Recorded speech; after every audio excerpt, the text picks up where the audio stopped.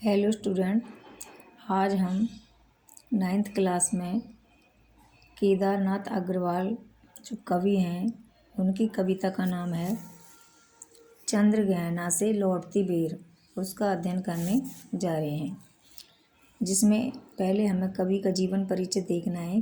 केदारनाथ अग्रवाल का जन्म उत्तर प्रदेश के बांदा जिले के खमसिन गांव में सन 1911 में हुआ था।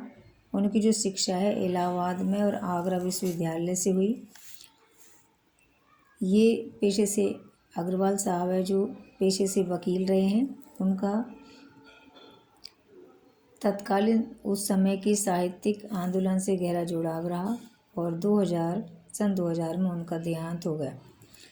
इनकी जो रचना है उनके नाम है नींद के बादल, युग की गंगा, फूल नहीं रंग बोलते हैं, आग का आईना, पंख और पतवार, हे मेरी तुम, मार प्यार की थापें, कहे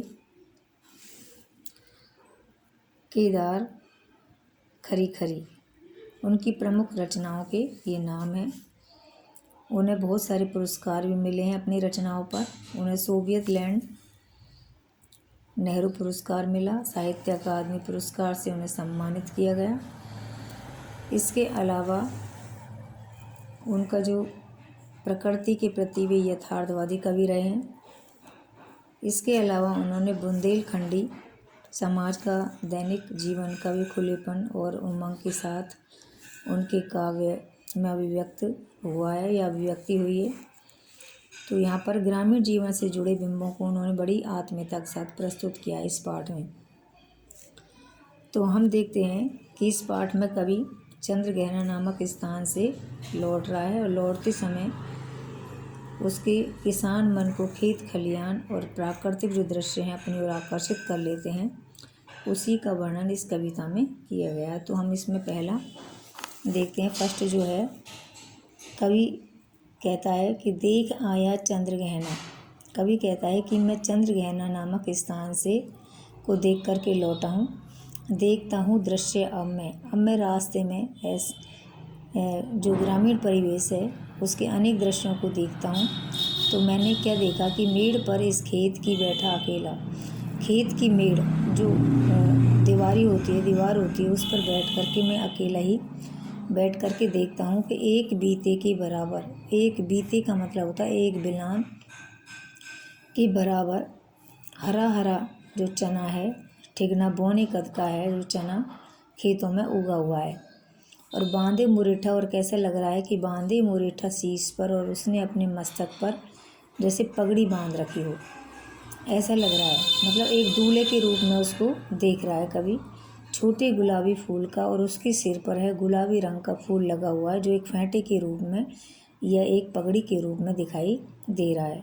सज कर खड़ा है और खेतों में सज धज करके खड़ा है। उसके पास में ही उगी हुई है अलसी जो बड़ी हटीली है, हठपूर्वक उगाई है। देह की पतली और कैसी है, शारीरिक संरचना उसकी कैसी है कि देह की पतली है, शरीर से पतली दुबली है, कमर उसकी लचीली है और उसके ऊपर भी नीले रंग का फूल खिला हुआ है उसके सिर पर। तो इस तरह से चने के सिर पर है गुलाबी रंग का फूल और जो अलसी है उसके सिर पर है नीले रंग का फूल। इस तरह यहाँ पर दोनों को है जो एक वर वधू के रूप में दिखाया गया है, दूल्हा दुल्हन के रूप में दिखाया गया है। कह रही है जो छुए ये है, और इस तरह से लग रहा है कि और वो कह रही है जैसे चढ़ाते हुए ये चने से लंबी है और लंबाई ऊंचाई में ज़्यादा है।